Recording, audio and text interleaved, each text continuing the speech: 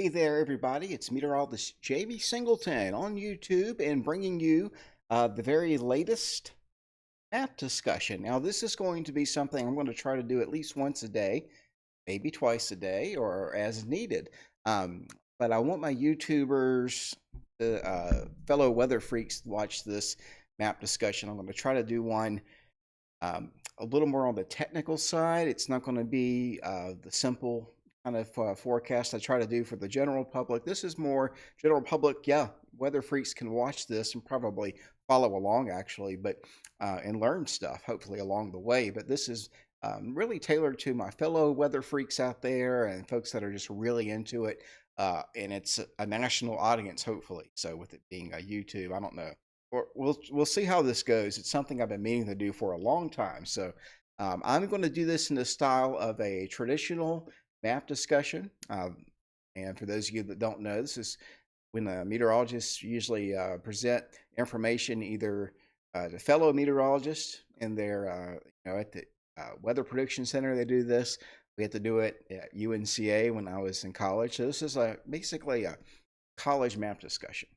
And this is what we have going on at the surface. We've got snow still here from Denver, where they had upwards of 16 inches of snow there in Estes Park. Beautiful out that way. Imagine right now, I'm probably tired of the snow, though. They've had a lot this season. Most areas, Denver to Fort Collins, had about 6 to 12, and now that heavier snowfall has shifted into southern Iowa, where we still have a mesoscale discussion out for heavy snow here.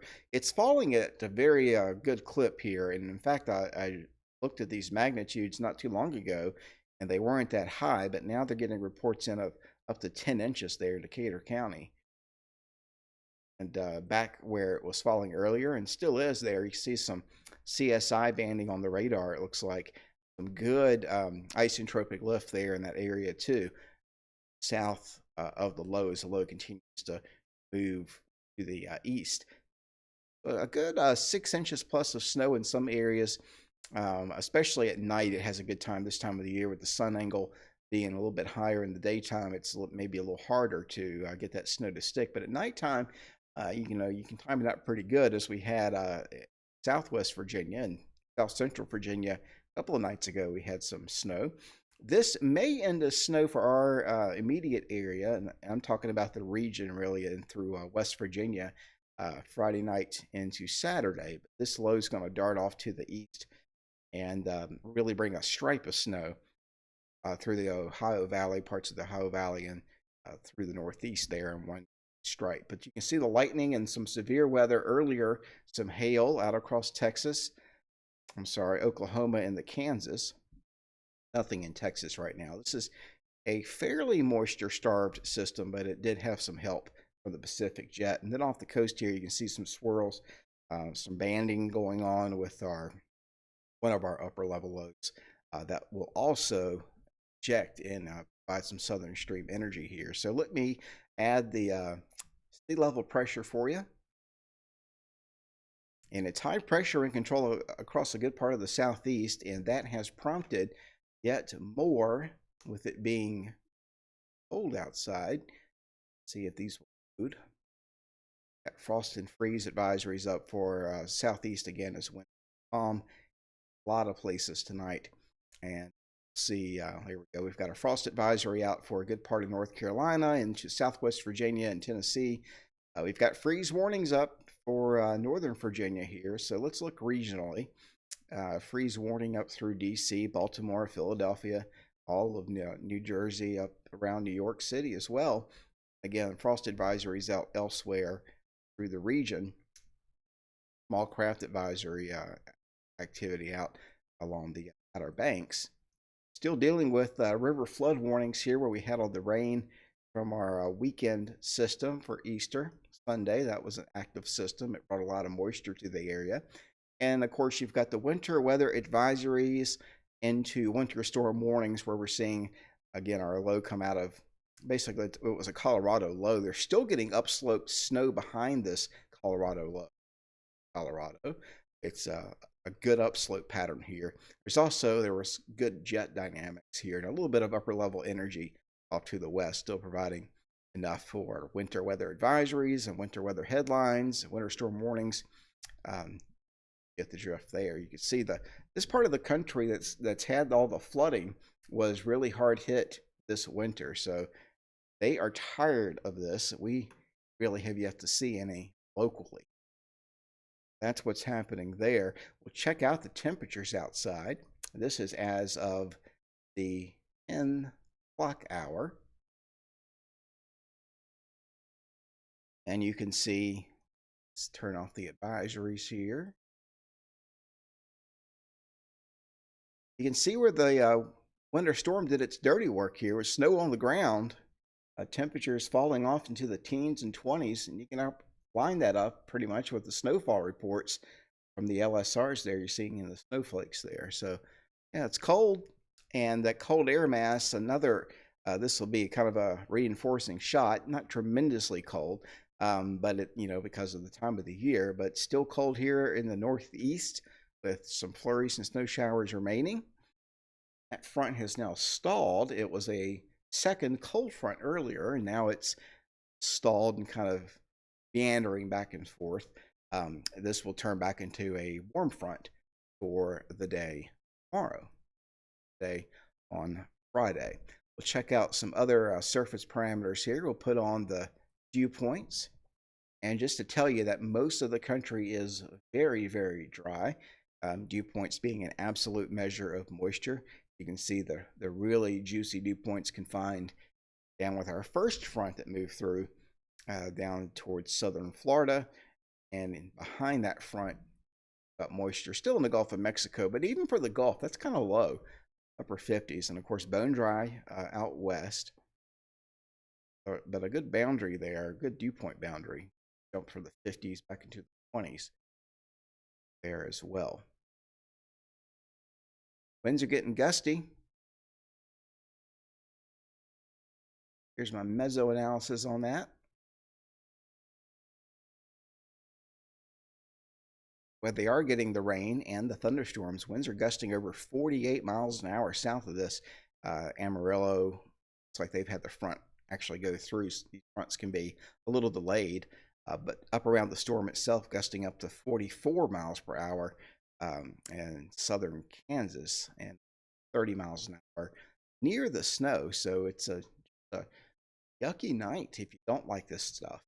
Ready for it to be over with in the central part of the country. Not so much, at least for right now. Interestingly enough, and this has gone down a little bit over the past couple of hours, but I wanted to turn on the CAPE just to show you that we still have some CAPE across the Northeast. This was interesting to follow today because, let me do a longer loop. As we went through the afternoon, do a 6-hour loop, let it load. There was a big pocket of CAPE associated with the colder upper level temperatures here, and then the sun coming out in between these snow showers. You can see that there's a little lightning strike earlier over Lake Erie, but we had just a little bit of sliver of CAPE here across the Northeast that helped to get those spotty showers going under our cold pool of air.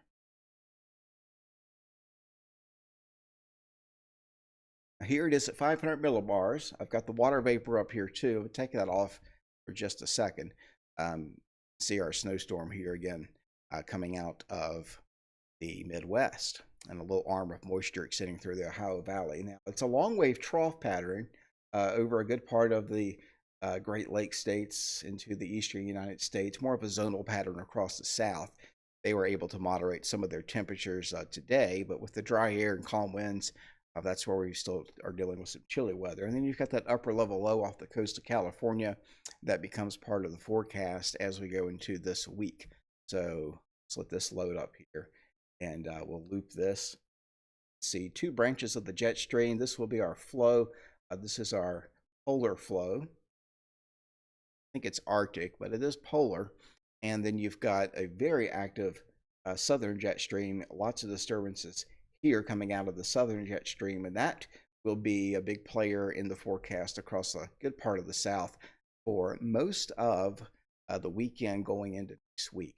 Pretty active pattern here coming up across the area. Here's how it looks at the surface from the Weather Prediction Center. As we go through the night tonight and into the day on Friday, by Friday morning, you've got the snow now moving through Chicago, up into the the Detroit area, and also the upper Ohio Valley. You go through the day on Friday. What we in the Mid-Atlantic will be looking for is the storm system. The main low goes up to the north, trailing cold front scooping that moisture in the Gulf of Mexico. We mentioned there was some moisture there, so there's not a ton of moisture being drawn north. Not a very deep trough, and you'll see that in just a second, but enough for some showers. This is 7 p.m. or 8 p.m. Friday. Got the snow now moving into the Finger Lakes, New York there, and then it's a wintry mix in between. Then you've got the warm front there, warm air advection occurring over that. Saturday morning, Massachusetts gets some snow. Vermont, New Hampshire gets some snow. Probably southern Maine too. But the front for the south and the mid-Atlantic will be moving into unstable enough air for thunderstorms. You see there in the red. This is Friday into Saturday, Friday evening especially, and Saturday. Then that low moves offshore. High pressure builds in temporarily for the day on Saturday. But as early as the evening hours of Saturday, the second system, which if you follow it here, is that low pressure system off the coast of Florida, that upper level low. We see that reflected at the surface once this gets off the terrain, and we develop the diabatic heating, which helps strengthen that. So you've got a good warm front here, a dry line, and some thunderstorm development in the southern plains. That moves into the deep south Sunday morning, with rainfall reaching Virginia again during the day on Sunday into Monday. Behind that, another shot of some cooler air for Tuesday. Not be tremendously cool. See multiple fronts here coming down through Tuesday and Wednesday from the Great Lakes area. And then you've got yet another storm system. Showed you the southern jet stream there, the water vapor. That's one of those disturbances that comes off of the southern stream. It has the northern stream energy with it too, up for Wednesday into Thursday. As far as amounts of precipitation here, next 3 days, you can see this next system reflected well. This is it here, the storm we're watching with the snow. All of that will be snow. This will be the rain. It doesn't really provide us with a lot of rain in most of Virginia, but West Virginia gets a decent amount of moisture, and then our second system coming up for Sunday and the Monday is a decent amount. So here's the 7-day from the WPC, and you can see some heavy amounts here across the south, where amounts will be between 4 and 5 inches. So some flooding issues are possible. The excessive rain outlook is a marginal risk over Kansas today with the rain they're getting now. And then as we go into Friday, it's from Friday 8 a.m. to Saturday 8 a.m. Actually have a marginal risk of excessive rainfall, not really due to the amount so much as the ground conditions here. It's so wet still. So through southern Ohio, Cincinnati, down through Lexington, Kentucky, and most of West Virginia, marginal risk of heavy precip or excessive rainfall. Then we start to see it approach out of the day 3 by the early part of the weekend. And my guess is that there'll be some flood watches and maybe some flooding across the Gulf of Mexico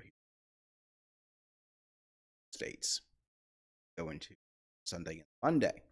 Storm Prediction Center has today the day 1, and this was right on the money.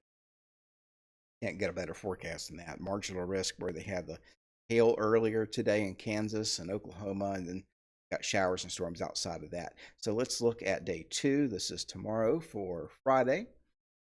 And general thunderstorms just expected here. Nothing crazy severe.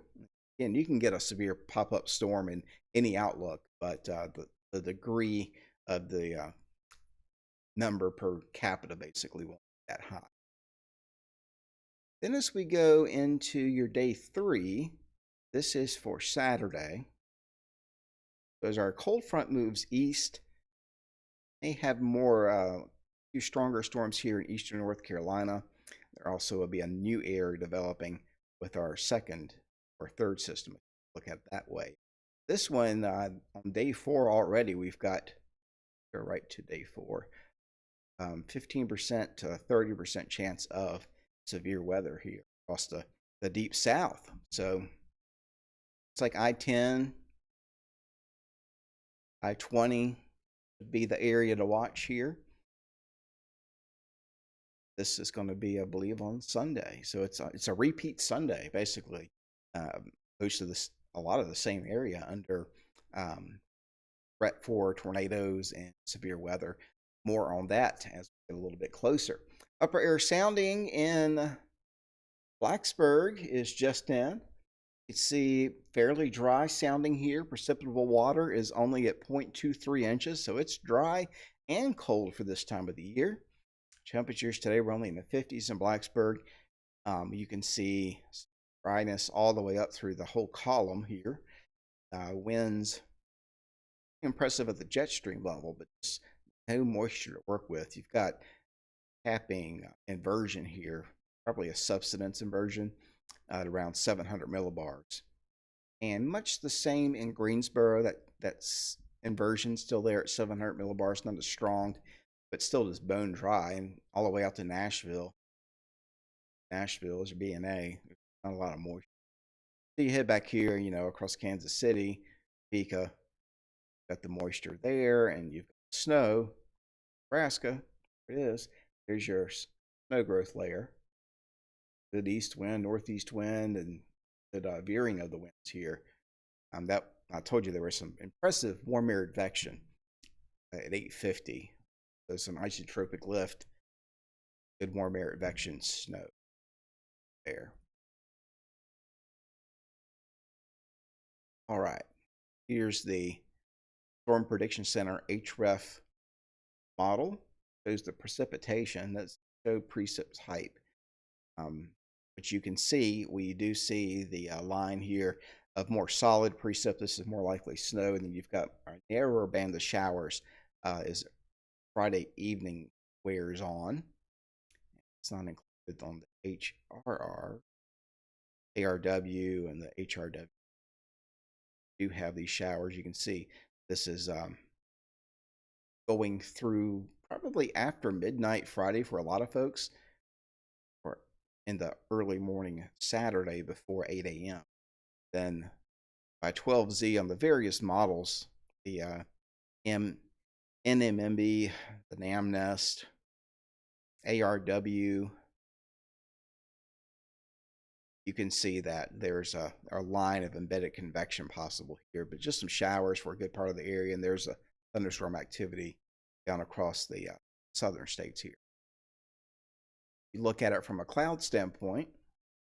I like looking at this because I can look at low clouds, mid-level clouds, and the high clouds. The low clouds are in blue, mid-level clouds are in green, and high-level clouds are in red. Now, this is the new zero. I want to go back at 12Z today so we can look of this. Load real fast. So this is our storm. Very thick moisture here. As we go through the night tonight, so approach the early morning hours, as clouds quickly fill in across the Ohio Valley. A few mid and high clouds, maybe in the Virginia as well. There's that system. Again, it brings snow to the northeast. This is Friday evening. Friday night comes the showers. So Friday may not be that cloudy of a day until the evening hour. Like it's mainly sunny if you look at just the Blacksburg CW. Then as we go with time, the clouds do thicken up some after midnight Saturday, going in early morning hours of Saturday. Then behind this, we've got just some low clouds around, probably mix out for the day Saturday itself after we get the system showers and storms out of the south. That'll connect with our next system. You can see that reflected down there. So here's the European surface map. This is from the 12Z model run today. Again, high pressure over us right now. That's why we're getting a frost and freeze in Virginia tonight, and North Carolina as well. Calm winds, good radiational cooling. That arm of snow extends east. It's rather heavy as we still have some good banding, probably some CSI banding and some good warm air advection here occurring in Pennsylvania and New York State. See it reflected on the thickness. This is our upper level energy, but you can see the rain here comes in. This is uh, Friday at midnight. Up to that point, it's rained all the way up to the West Virginia state line. You've got rain showers and probably some storms down here across Kentucky and Tennessee embedded in that. Then by 12Z Saturday, the rain has moved east of the mountains for a good part of the area into the Piedmont of North Carolina. Ending as a little bit of snow there. You can barely see it, but here across the Greenbrier Valley of West Virginia, I've been watching that possibility of this ending as snow once again. I don't think we'll have as much snow as we had the other night, but little speck there of snow in the highest elevations of Highland and Bath County into Greenbrier and Pocahontas County of West Virginia. Then again, Saturday itself, by the afternoon, high pressure building back in. Here comes another front through the Great Lakes. Moisture starts with it being the northern branch. Our southern branch is down here, so the two don't phase. This northern cold front here will maybe link up a little bit of moisture through the Ohio Valley come late Sunday, but that's about the time the low comes through Alabama and Mississippi. And it's been trending a little bit farther north. That's why the SPC has in their day 3 and 4 here a little bit more thunderstorm potential, especially day 4 going in Sunday. That's now day 3. Their outlook says day 4. This would be the possible severe weather. So we've got just a general rain north of this low that moves in late Sunday through Sunday night. The amounts don't appear too heavy in Virginia, but North Carolina and Eastern Virginia may have some significant amounts of maybe 1 to 2 inches. Amounts maybe up to half an inch, 3/4 of an inch north of that line. Then this system hangs on a little bit because we've got a little bit of an upper level energy lingering here Monday. So maybe some lingering clouds after the rain, steady rain departs Monday. Tuesday, again, you've got northern stream energy. It continues to dive here out of the blocking pattern. It's still in place and actually starts to return higher magnitude down the road. And I'll show you that in a second too. So this is next Wednesday night. More severe weather would be possible across the south. Rain moving in by Thursday morning and early afternoon across the mid-Atlantic. Like some moderate rain, the model picking up on probably some convection down here as you see the brighter, the darker actually bands of rain. That system moved off and now we're getting out into who knows territory, but it looks like kind of a more of the same status quo, long wave trough here. This is the upper levels. This is our short wave that's ejecting out. And again, it's still a long wave trough over the northeast. More of a zonal pattern out ahead of this. Temperatures will be moderating a lot of areas outside of the precip. Our Friday night, Saturday system, there's the upper level energy with that. Moving off, so a little shortwave ridge builds in here for Sunday, at least the morning and the afternoon. But by the late afternoon, you've got our next system here, our southern stream. It's a little closer to the northern stream here. Again, they stay unfazed for right now. But that's going out. This was the 18th back to the euro. I noticed the euro on their 18.6D. It's like no disagreement. It's that good of a model. But look at this. This is about the 21st of April, Tuesday. A pretty strong shortwave it digs here becomes negative tilt. So even colder weather following that. More than likely for a good part of the northeast Mid-Atlantic. And then you've got yet another southern stream system down here that comes out of the Gulf states by the 24th. Stuff. Thursday into Friday. Back to the infrared satellite.